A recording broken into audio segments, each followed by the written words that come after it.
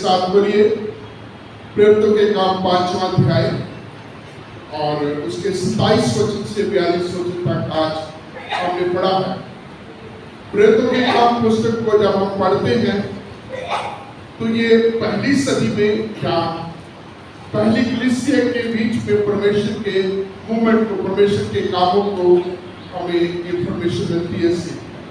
हालांकि जब हम ये प्रेरितों के काम पुस्तक पढ़ते हैं हमें सब कुछ पूरी डिटेल के साथ नहीं मिलता, लेकिन हम जो इसमें से पाते हैं कि परमेश्वर पवित्र आत्मा की सामर्थ के द्वारा अपने प्रेरितों को तैयार करके उनकी अगुवाई में एक नई शुरुआत होती है, नए जीवन की शुरुआत होती है। प्रेरितों के काम में आने से पहले जब हम प्रभु यीशु मसीह के मुर्दों में से उठने की बारे में जानते हैं, 40 दिन प्रभु अपने चेलों के साथ रहे और उनके बीच में प्रभु ने उनको तैयार किया और स्वर्ग में उठाए जाने से पहले प्रभु यीशु मसीह ने अपने चेलों को सिखाया, बोला, आदेश दिया कि जो बातें मैंने तुम्हें सिखाई हैं उन्हें मानना सीखो। सब जातियों में जाओ, सब भाषाओं में जाओ, हर जगह जाओ और उन्हें जो बातें मैंने तुम्हें सिखाई है सिखाओ। पिता पुत्र पवित्र आत्मा के नाम से बपतिस्मा दो, चेले बनाओ। और एक प्रतिज्ञा प्रभु ने बहुत बड़ी की है कि जगत के अंत तक तुम्हारे साथ रहूंगा। और पेंतिकोस्त के दिन परमेश्वर ने अपने पवित्र आत्मा को अपने कलीसिया के ऊपर, चेलों के ऊपर उंडेला और चेले जो कई प्रकार से कमजोर थे, अज्ञानी थे, भयभीत थे, प्रभु के सामर्थ्य से परिपूर्ण होकर के प्रभु के जिंदा होने की गवाही देते हैं और हजारों में लोग प्रभु को स्वीकार करते हैं। बपतिस्मा लेकर के कलीसिया की स्थापना होती है। अब देखिए पतरस ने जब पहली बार सरमन दिया तो प्रभु का वचन कहता है 3000 के लगभग पुरुषों ने प्रभु को ग्रहण किया, बपतिस्मा लेकर के पहली कलीसिया की स्थापना हुई, जिसकी मेंबरशिप की 3120 की जमायत थी, जिनको जो बालाखाना में टेलीमीटिंग में थे, पवित्र आत्मा की उस सामर्थ को पाने के लिए जो प्रेरित कर रहे थे। पिछले 10 दिन लगातार वो प्रार्थना में थे और जब 10वां दिन अर्थात 50वां दिन पेंतिकोस्त का दिन आया तो परमेश्वर का पवित्र आत्मा बड़ी सामर्थ के साथ इन चेलों के ऊपर उतरा और परमेश्वर के बड़े बड़े कामों की चर्चा होने लगी। और इस प्रकार से हम देखते हैं कि प्रभु के पवित्र आत्मा की सामर्थ, प्रभु के पवित्र आत्मा की अगुवाई में चेलों के द्वारा बहुत चिन्ह चमत्कार होने लगे। जब पतरस की इंतजार की जाती थी, लोग सड़कों पे, हाथों पे, खटोलों पे जो है पेशेंट को लाते थे, बीमारों को लाते थे, सिर्फ एक उम्मीद के साथ कि पतरस की यदि परछाई भी उनके ऊपर पड़ जाएगी तो वो चंगे हो जाएंगे। और बहुत बड़े बड़े काम हो रहे। तीसरे अध्याय में जब आते हैं, पतरस और यूहन्ना ने एक लंगड़े को चंगा किया, जर्मंदे को चंगा किया और बहुत सारे चिन्ह चमत्कार हो रहे हैं। चैप्टर 6 में हम आते हैं और उसका 7 वचन कहता है, प्रभु का वचन बहुत ही सामर्थ के साथ फैलना शुरू हो गया। चेलों की गिनती बढ़ने लगी और याजकों का एक बहुत बड़ा समाज कलीसिया के साथ आ गया। लेकिन जैसे ही प्रभु का वचन बढ़ता है, कलीसिया के में जो है हजारों में लोग प्रतिरोज बढ़ते हैं, प्रतिरोज कलीसिया बढ़ रही है। वहां जो धार्मिक अगुवे हैं, फरीसी हैं, शास्त्री हैं, आराधनालय के सरदार हैं, सिनागोग के प्रधान हैं, उनको ये बात अच्छी नहीं लग रही और वो अपना बिजनेस को के सामने इस चीज को, प्रभु के इस इवेंजलाइजेशन को जो है एक बहुत बड़ी रुकावट जान करके चेलों को पकड़ते हैं, चेलों को पकड़ के बंदी गृह में, जेल में डाल देते हैं।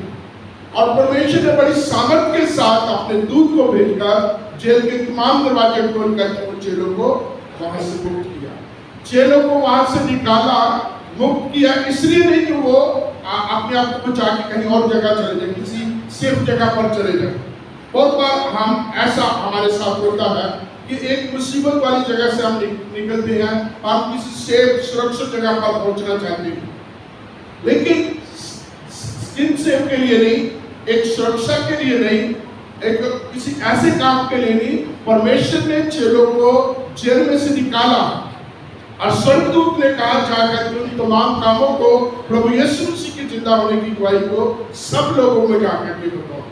और वो अगले दिन आराधनालय में जाकर के प्रचार कर रहे हैं। इधर जिन अधिकारियों ने उनको जेल में डाला था, वो सुबह आदेश देते हैं कि जिनको हमने कल बंद किया था बंदी गृह में, उनको निकाल के लाओ, और जाते हैं तो जेल वहां खाली पाते हैं। एक और रिपोर्ट आती है, कहते जिनको तुमने बंद कर दिया था वो देखो जाके आराधनालय में वो तो प्रचार कर रहे हैं, तो बुलाया जाता है। और महायाजक क्या कहता है? You have turned the world upside down. तुमने पूरे यरूशलेम को अपने परिचार से भर दिया है। और ये चेलों की झील थी, ये पवित्र आत्मा की सामर्थ थी, तो चेलों के द्वारा कार्य कर रही थी। खुद मानता है वो याजक, खुद मानता है वो लीडर, और वो कहता है क्या मैं तुम्हें ये आदेश नहीं दिया था कि आगे से तुमने इस नाम अर्थात प्रभु यीशु मसीह के नाम में कोई बात नहीं करनी, कोई प्रचार नहीं करना, किसी प्रकार की शिक्षा नहीं देनी, परंतु तुमने तो यरूशलेम को अपनी इस शिक्षा से, अपने इस प्रचार से भर दिया। वो खुद एक्सेप्ट कर रहे हैं कि तुमने यरूशलेम को उस प्रचार से अर्थात प्रभु यीशु मसीह के जिंदा होने की गवाही को तुमने यरूशलेम को भर दिया। और दूसरे क्या कहते, तुम उसकी मृत्यु को हमारी गर्दन पर डाल रहे हो, उस बात को तुम्हें हमें दोषी बना दे। और यहाँ पतरस को फिर मौका मिलता है, और फिर पतरस जो है प्रभु यीशु मसीह की आरंभ से टेस्टिमनी आरंभ करता हुआ पूरा विस्तार के साथ बताता है कि किस प्रकार प्रभु यीशु मसीह परमेश्वर का नियुक्त, परमेश्वर का अभिषेक तुम्हारे बीच में आया और तुमने उसको तिरस्कार किया, उसको मरवा डाला, और उसी को परमेश्वर ने जीवित किया। दूसरे अध्याय के 23 और 24 वचन में लिखता, क्योंकि ये अनहोना था, ये हो नहीं सकता था कि मृत्यु का वास उसके ऊपर चलता, उसी को परमेश्वर ने जीवन किया, और उसी के नाम से हम गवाही देते हैं, उसी के नाम की हम गवाही देते हैं, और उसी के नाम से हम काम करते हैं। और जब इस तरीके से कलीसिया को, लोगों को उनके साथ मिलते हुए उनके द्वारा बहुत सारे चिन्ह चमत्कार होते हुए देखते हैं, तो वचन में उनका दिल जल गया। तो आज की वचन में पढ़ा, वो चढ़ उठे, अंदर ही अंदर कुड़कुड़ाहट, बहुत जो है गुस्से से भर गए, और उन्होंने प्लानिंग की कि इनको बिल्कुल खत्म कर दें, मार देने की उन्होंने योजना। लेकिन वहां एक विद्वान है जिसका नाम गमीलियल है, जो पौल का भी उस्ताद था, बहुत सारे अपने समय के लोगों के बीच में एक बहुत बड़ा विद्वान था, शिक्षक था, फरीसी था, जो पढ़ाने के काम करता था। उसने उनको एक शिक्षा दी, उनको सलाह दी कि पहले तो इन चेलों को जो है उस हॉल से बाहर निकाला, और बाहर निकालने के बाद कहते कि आप इन लोगों से थोड़ा सावधान। और थ्यूदास की बात करता है कि एक वक्त में थ्यूदास नामक एक व्यक्ति खड़ा होता है जिसने 400 लोगों को अपने साथ मिला लिया, और वो ये कहता कि वो कुछ है, लेकिन उसकी मृत्यु के बाद सारे के सारे तितर बितर हो गए। उसके बाद जब जनगणना होती है, प्रभु यीशु मसीह के जन्म से पहले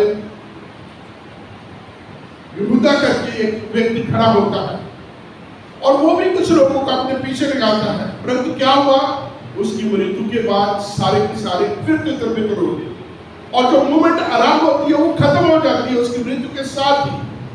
परंतु क्या कह रहा, ये लोग ऐसे नहीं है, इनसे थोड़ा सावधानी से काम करो, क्योंकि यहाँ चेलों का हियाव, चेलों की जो हिम्मत थी, उनकी जो जिस प्रकार से वो गवाही दे रहे थे, गमीलियल एक समझदार, एक विद्वान व्यक्ति, उसने इस चीज को देख लिया, और एक तरीके से उसने बीच का रास्ता अपनाया, बीच का रास्ता अपनाया कि इनसे दूर रहो, इनसे कोई कुछ भी nothing to do with them, इनके साथ कोई भी कुछ भी ऐसा मत करो।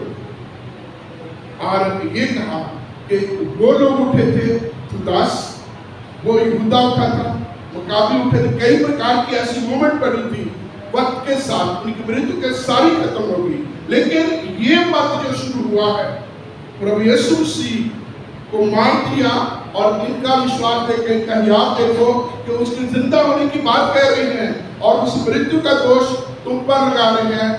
अब nothing to do with them, उनके साथ कुछ इस प्रकार से ना, बल्कि क्या कहता, बी केयरफुल, इनसे तुम सावधान रहो, क्योंकि यदि ये काम मनुष्यों का है, यदि ऐसी मूवमेंट जो पहले उठती रही है ऐसे है, तो उन मूवमेंट की तरह ये काम भी खत्म हो जाएगा। परंतु यदि ये काम परमेश्वर की ओर से है तो हम इसे खत्म नहीं कर सकते। कहीं ऐसा ना हो कि अनजाने में तुम परमेश्वर के विरोध में काम करने वाले हो, कहीं ऐसा ना हो कि तुम परमेश्वर के साथ युद्ध करने वाले बन सके, क्योंकि वो इस चीज को जानता है, व्यवस्था को जानता है, एक शिक्षक है कि परमेश्वर के पैने पर लात मारना मुश्किल है, बहुत बड़ी खतरा। परमेश्वर के साथ बॉक्स करना बहुत ही भयानक स्थिति में आ जाती है। परमेश्वर का सामना करना मनुष्य के वश में नहीं है, और उनको सावधान कहते हैं, बहुत ही अच्छी, बहुत बढ़िया उनको सलाह देता, इनके साथ कोई भी लेन देन ना करो, इनको इनके हाथ पर छोड़ दो, क्योंकि यदि ये परमेश्वर की ओर से है तो कोई इसे रोक नहीं सकता। तुम कुछ भी कर लोगे तो ये मोमेंट, ये काम, ये मिशन रुकेगी नहीं। इस प्रकार से चेलों को अंदर फिर बुलाया जाता है और चेलों को अंदर बुला करके उनको धमकाया जाता है, उनको चेतावनी दी जाती है कि इस नाम अर्थात प्रभु यीशु मसीह के नाम पर किसी भी प्रकार का कोई उपदेश, कोई शिक्षा, कोई बात नहीं करनी। और आगे लिखा है, उनको कोड़े मरवाकर, उनकी पिटाई करवा करके उनको छोड़ दिया।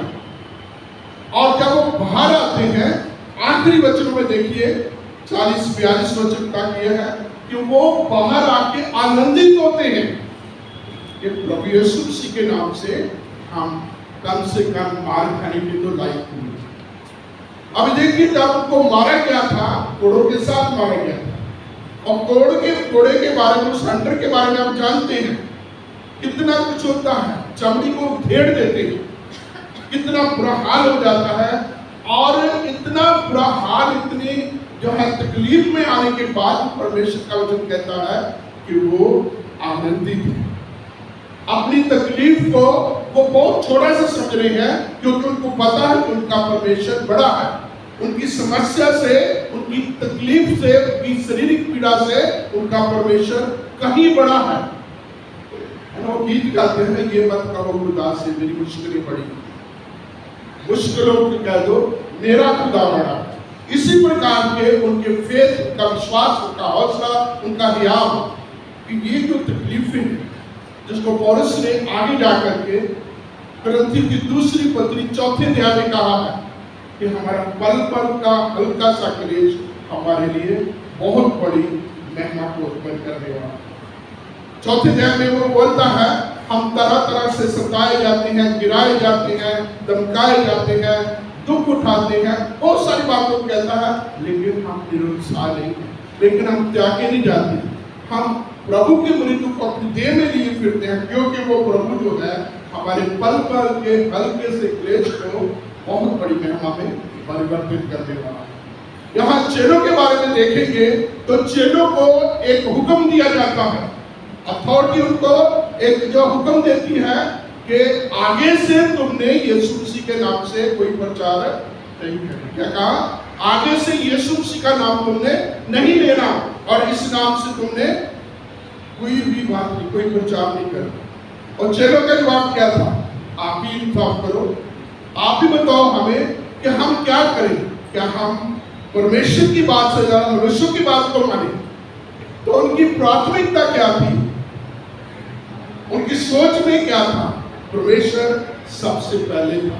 उनकी प्राथमिकता में पहले तो कहते हैं, listen mister high priest, we respect you, we honour you, we obey you, but we are not afraid of you. वो उस आराधनालय के जो है महायाजक से इस प्रकार से कहते हैं, और उसको ये बड़े जो है ओपन में, खुले में बोल देते हैं कि आपका आदर मान सत्कार आपके अधीन है हम, परंतु भय परमेश्वर का मानेंगे, हुक्म परमेश्वर का मानेंगे, क्योंकि ये हमसे नहीं होगा कि हम परमेश्वर की बातों को छोड़कर मनुष्य की बातों को मानें।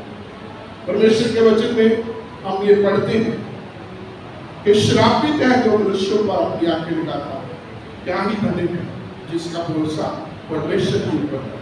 और ये चेले जो है इनकी प्राथमिकता जो प्रायोरिटी जो थी वो परमेश्वर का वचन था। वो महान आदेश था जो प्रभु यीशु मसीह ने मत्ती 28 उसके आखिरी वचन में कहा, सब जातियों में जाओ, सब लोगों में जाओ, उन्हें जो बातें मैंने सिखाई उन्हें मानना सीखो, चेले बनाओ। और प्रभु यीशु मसीह की इस जो है आदेश को, इस महान आदेश को उन्होंने अपने आगे रखा था, इसको वो आगे पहुंचा रहे थे। और दूसरा उनका परमेश्वर के ऊपर, प्रभु के ऊपर भरोसा था, क्योंकि प्रभु ने प्रतिज्ञा की थी, क्या कहा था, जगत के अंत तक मैं तुम्हारे साथ हूँ। जगत खत्म हो जाएगा, दुनिया खत्म हो, सब कुछ खत्म हो जाएगा, लेकिन मैं तुम्हारे साथ। प्रभु के प्रतिज्ञा, इन बातों को आप देखेंगे पुराने नियम में नबियों की जुबानी देखेंगे, वचन कहता है एक माँ अपने दूध पीने वाले बच्चे को भूल सके। कितनी माताएं यहाँ बैठी हुई, क्या ये संभव है? क्या ममता खत्म हो सकती है? प्रभु का वचन कहता है एक माता अपने दूध पीने वाले बच्चे को भूल सकती है, परंतु मैं ना कभी तुम्हें भूलूंगा, ना त्यागूंगा, ना कभी छोड़ूंगा। वो एक ऐसा परमेश्वर जो कभी अपने लोगों को छोड़ता नहीं है। और इनका विश्वास था प्रभु के उस वचन के ऊपर कि जगत के अंत तक मैं तुम्हारे साथ। इस प्रकार से आप प्रेरितों के काम की कोई पुस्तक है, एक 6 हिस्सों में बांटी हुई है और हर भाग के अंत में एक रिपोर्ट आती है। आप पढ़ेंगे, निकालिए जरा 6 चैप्टर 6 वर्स 7।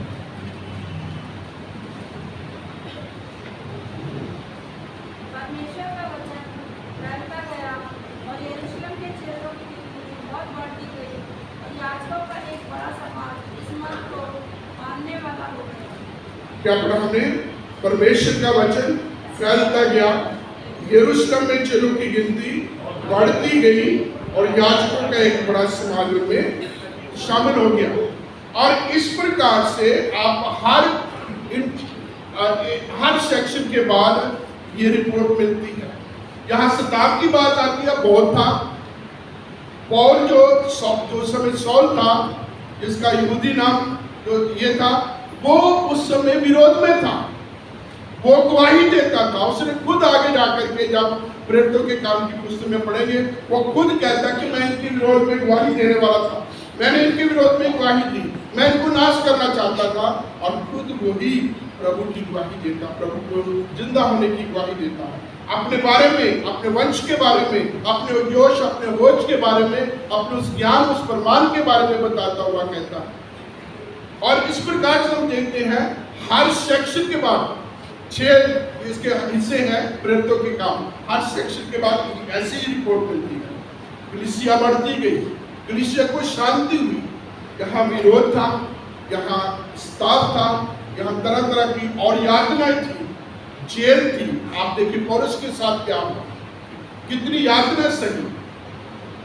और प्रभु का वचन आखिरी समय में, आखिरी चैप्टर में आएंगे तो उसमें लिखा पौलुस को एक घर में बंदी गृह में रखा गया, हाउस अरेस्ट करके।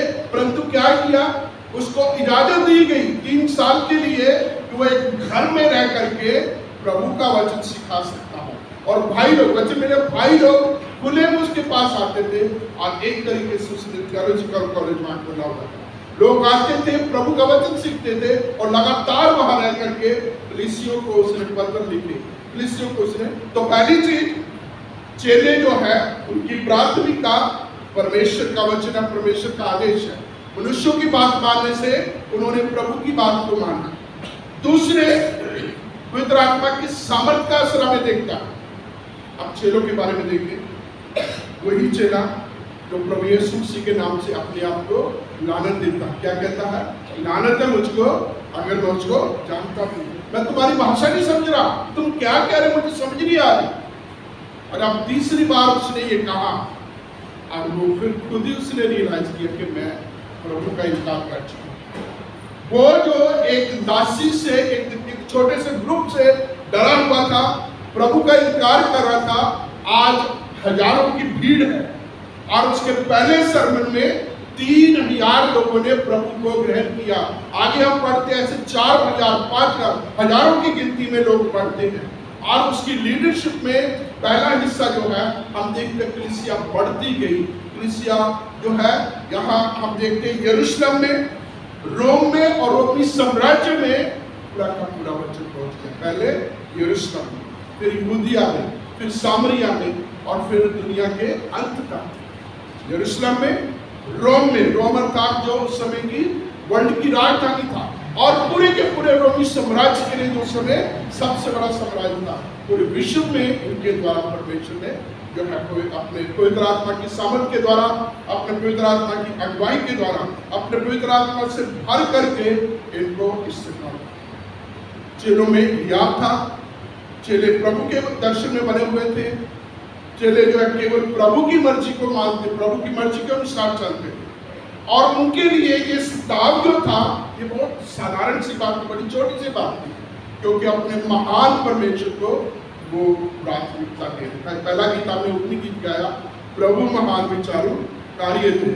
जब हम प्रभु के कामों के ऊपर विचार करते हैं, प्रभु की सामर्थ्य के ऊपर विचार करते हैं, तो ये दुनियावी चीजें बहुत हल्की सी होती हैं। जिन लोगों ने एरोप्लेन में, फ्लाइट में कभी वो गए और जिन्होंने ट्रेन में या बस में या कार में सफर किया है, तो हम जानते हैं जब हम लॉन्ग ड्राइव पर होते हैं तो ये पेड़, ये बिल्डिंग बहुत बड़ी बड़ी दिखती है, लेकिन ये गाड़ी में या बस में जाते हैं तो बड़ी ह्यूज बिल्डिंग हमें दिखाई देती है और उसके पार हमें कुछ दिखाई नहीं देता। लेकिन जब हम फ्लाइट्स में जाते हैं तो हम ऊंचे होते हैं और यही जो बड़ी बड़ी ह्यूज बिल्डिंग, बड़े बड़े पेड़, ये बड़े बड़े पहाड़ वादियां, ये बहुत छोटी सी दिखती है। वहां आप ऊपर से देखेंगे तो बड़ी बड़ी कॉलोनीज है, ऊंचे टावर्स हैं, वो भी छोटे छोटे दिखाई देंगे। ऐसे ही जब हम आत्मा में, प्रभु की सामर्थ में, हम उस आत्मिक अगुवाई में जब चलते हैं तो दुनिया की ये तमाम चीजें बहुत ही हल्की सी लगती है, बहुत ही कुछ नहीं लगती। जिसको पौलुस कहता है ये पलवर का हल्का सा और इसके एक लंबा सफर जो है इन यात्रियों में निकला, अपने लोगों से, घर वालों से, बाहर वालों से, तमाम लोगों से, समुद्र में, मार खाने में, कोड़े खाने में, विरोध में, पथराव में, जेल खाने में, हर जगह पर उसको सताव सहना पड़ा। और क्या कह रहा है, ये पल भर का हल्का सा क्लेश। तो उनके लिए ये क्लेश, ये शारीरिक दुर्बल, ये तमाम सताव बहुत ही छोटी छोटी चीजें, क्योंकि वो महान परमेश्वर की आराधना के लिए, उस महान आदेश को दुनिया के कोने तक पहुंचाने के लिए अपने आप को उन्होंने समर्पित किया। तो आइए हम अपने उन बुजुर्गों का, प्रभु के उन प्रेरितों का, पतरस और उसकी पूरी टीम का और संत पौलुस और उनके साथियों का धन्यवाद दें, जिन्होंने पहली सदी में, पहले समय में इतनी बड़ी यात्राओं को सैनिक के द्वारा ये समाचार को फैलाया जो मेरे और आप तक है। आज मैं और आप उसके गवाह, आज मैं और आप उसकी गवाही देते हैं। आप देखिए चेलों के बारे में, यातना सही, दुख आया, मार हुई, थोड़ा से उनको जो है बुरा हाल हो गया, लेकिन उन्होंने कोई ऐसी बात नहीं की, सेल्फ सिंपैथी के लिए कोई उन्होंने अपने आप को कहीं नहीं दिया। आज छोटी छोटी बातें होती हैं, स्ताव आता है, छोटी सी बात, छोटा सा विरोध हमारे सामने होता है, हम अपने हाथ खड़े कर देते हैं। कोई छोटी सी बात हमारे होती है, हम काम करना छोड़ देते हैं, चर्चा छोड़ देते हैं, हम जो हमें कोई काम मिला होता है, हम उस चीज को जो कि विरोध हुआ है हम छोड़ देते हैं, क्योंकि हम बुरे नहीं बनना चाहते, हम उस तरीके का जो है वो फेस नहीं करना चाहते जिससे मुझको, मेरे परिवार को कोई ऐसी परेशानी का सामना करना पड़े। लेकिन उनको देखो जिन्होंने जान जोखिम में उठाकर, जान हथेली में लेकर के कितना अपने आप को प्रभु के लिए दे दिया। आज वो दुनिया में नहीं है, लेकिन ये बाइबल जो है उनके बारे में बताती है। आप उस बच्चे के बारे में देखिए जिसके पास एक वक्त का खाना था, वो अपना टिफिन लेके गया होगा, मान लो स्कूल में पढ़ता या कहीं गया होगा, एक बहुत बड़ी भीड़ है। प्रभु यीशु मसीह कहते हैं इनको तुम खिलाओगे। पहले क्या रिपोर्ट आती है कि इस जगह पर हम इतने सारे लोगों को कहां से लाएं? इंद्रियास कहता हमारे पास एक छोटा लड़का है जिसके पास 5 जौ की रोटी है और 2 मछली है, मेरे पास देखिए। और लड़का अगर वो आज की 21वीं सदी का होता, हमारा नोटी बॉय होता, तो क्या करता? ब्लैक में 2 के 5 है ना, ब्लैक में शुरू कर देता और मम्मी को जाके बोलता, मम्मी जो आपने टिफिन तैयार किया देख मैं कितना सारा कमाई करके आया।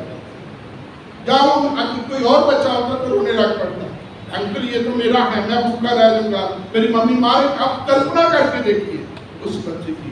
लेकिन प्रभु ने जब 5 रोटी 2 मछली का जब उसको ब्लेस करके बहुत सारी भीड़ को खिलाया, तो प्रभु कहता इसके स्मरण में जब तक अच्छी समाचार प्रचार किया जाएगा, इसको भी स्मरण किया जाएगा। प्रभु के उन लोगों ने, प्रभु के उन दास दासियों ने जो प्रभु के लिए अपने आप को समर्पित किया, यात्रा सही प्रभु की सेवा की, प्रभु की गवाही दी। आज मैं और आप 21वीं सदी की कलीसिया में हम उनको याद करते हैं, उनके लिए हम परमेश्वर का धन्यवाद देते हैं। तो मेरे अजीजों, आइए हम उनसे सीखें, क्योंकि हम विश्वास में कहते हैं कि we are the apostolic church, है ना। हम प्रेरितों की कलीसिया है जो पतरस से आरंभ हुई, उसके बाद चलती चलती आज मैं और आप उसी कलीसिया के अंग हैं। इस सेवा को आगे बढ़ाने के लिए जो भी हमें जगह मिली है, जो भी सेवा मिली है, जितना भी हमें काम किया मिला है, उस काम को छोड़े नहीं। बहुत बार हम बहुत जल्दी छोड़ देते हैं, बहुत बार हम जो है गुस्से में आकर के काम छोड़ देते हैं। पिछले दिनों में एक चर्च की बात है, वहां एक किसी चीज को लेकर के पादी साहब का और सेक्रेटरी साहब का आपस में बहस हुई, और बहस बहुत सारे लोगों ने देखा, सब चले गए। और क्या हुआ? सेक्रेटरी साहब ईस्टर वाले दिन जिसके हाथ में सब कुछ था, खाना पीना ये सब, वो चर्च में नहीं आए। अब देखो क्या क्या सोच होगी उस बंदे की। और मैं इस चीज को हमेशा ये मानता हूँ, मेरा ज्ञान कितना है, मेरे पास एफर्ट्स कितने मैं लगा सकता हूँ, मेरे पास रिसोर्सेज कितने हैं, ये महत्वपूर्ण नहीं है। मैं उसको प्रभु के कामों के लिए कितना, अभी जो है सिस्टर रैन बता रही थी उन 5 बातों जो कुलुस्सियों की पत्री में थी, और उसमें आखिरी चीज सहनशीलता की बात बताई है ना। मैं आपको बहुत अच्छे तरीके से प्रचार कर सकता हूँ, शायद आपने सुना भी होगा सहनशीलता, लेकिन मेरे में कितनी है? जब मेरी बारी आती है मैं कितनी सहनशीलता दिखाता हूँ, प्रेम की बात है कितना प्रेम करता हूँ, है ना। जब खुद के ऊपर होती है तो मैं कितना करता हूँ, 1 मिनट में भड़क जाता हूँ, 1 मिनट में तोड़फोड़ करने के लिए तैयार हो जाता हूँ, 1 मिनट में झटके में अपने बड़े, अपने छोटे, अपने बराबर के सारे रिश्ते जो है तोड़ के रख देता हूँ, क्योंकि मैं हूँ। और इस मैं को मेरे प्रियो आप सामने करें, इस मैं को खत्म करते हैं। पौलुस ने कहा है गलती की पत्री उसके 2 अध्याय के 20 वचन में, I have been crucified with Christ. It's no more me who lives, but Christ who lives in me. मैं मसीह के साथ क्रूस पर चढ़ाया गया, अब मैं जीवित नहीं रहा परंतु मसीह मुझ में जीवित है। तो मेरे प्रियो, आप में कौन जीवित है? तो देख सकते, मेरी अपनी बैकग्राउंड, मेरा अपना धन दौलत, मेरी अपनी ताकत, मेरी अपनी अकल, मेरी अपनी बुद्धि, मेरा अपना ज्ञान, कौन है हम में जिंदा? किसको हम आगे प्रेजेंट कर रहे हैं? किसकी हम गवाही दे रहे हैं? कौन हमारे जीवन से बाहर जा रहा है? लोग मुझे आपको देखते, प्रभु के वचन में आता तो मसीह की पत्रियां हो, क्या मुझे और आपको लोग देखते? किसको देखते हैं हमारे बीच में? क्या प्रभु की पत्री मेरे बीच में जा रही है? प्रभु के वचन में लिखा, पतरस ने कहा, प्रभु ने पहाड़ी उपदेश पर लोग तुम्हारे भले कामों को देखे और परमेश्वर जो स्वर्ग में उसकी प्रशंसा, उसकी बड़ाई। तो किसकी बड़ाई होती है मेरी? जब मैं किसकी बड़ाई करना चाहता हूँ? अपने आप को ऊंचे पे रखना चाहता हूँ, मेरा जो है किसी प्रकार से नीचा नहीं आना चाहिए, मैं सर्वोपरि होना चाहता हूँ, या मेरे द्वारा प्रभु सर्वोपरि होना चाहता हूँ? चेलों ने कहा है ये हमसे नहीं हो पाएगा कि हम मनुष्यों की बात मान करके परमेश्वर के गुण को तोड़ दें।